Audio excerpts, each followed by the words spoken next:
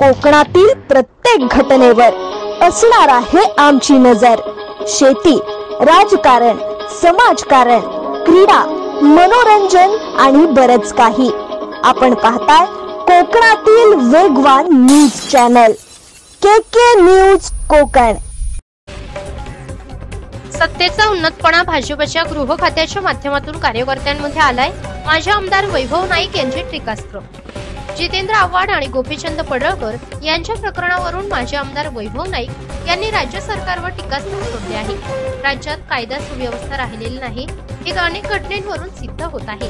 काही दिवसांपूर्वी संभाजी ब्रिगेडचे अध्यक्ष यांना दिवसाढवळ्या मारहाण झाली, तर सर्वोच्च सभागृहाच्या बाहेर एकमेकांना शिवीगाळ घालण्याचे देखील प्रकार घडला। हे चुकीचे आहे। सत्तेचा उन्नतपणा भारतीय जनता पक्षाच्या गृह खात्याच्या माध्यमातून कार्यकर्त्यांमध्ये आला आहे, अशी टीकाही वैभव नाईक यांनी केली आहे। खरं तर राज्यात कायदा सुव्यवस्था राहिली नाही हे वारंवार अनेक घटनांवरून सिद्ध होत आहे। काही दिवसापूर्वी संभाजी ब्रिगेडचे अध्यक्ष यांना पण दिवसाढवळ्या मारहाण झाली। एवढंच नाही तर ज्या सर्वोच्च सभागृह या राज्याचं आहे त्या सर्वोच्च सभागृहामध्ये सुद्धा गेल्या 2-4 दिवसामध्ये एकमेकांना शिवीगाळ करण्याचा सुद्धा प्रकार चालू आहे।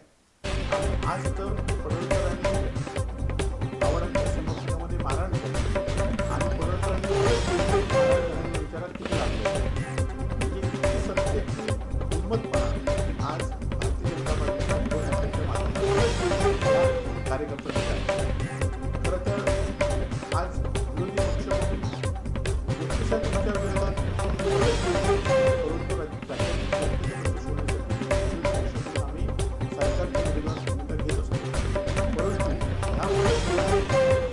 न्याय देण्याच्या ऐवजी जे विरोध भूमिका घेत आहेत त्यांना दिवसाढवळ्या मारहाण केली जाते आणि त्यामुळे राज्यात कायदा सुव्यवस्था कशी आहे।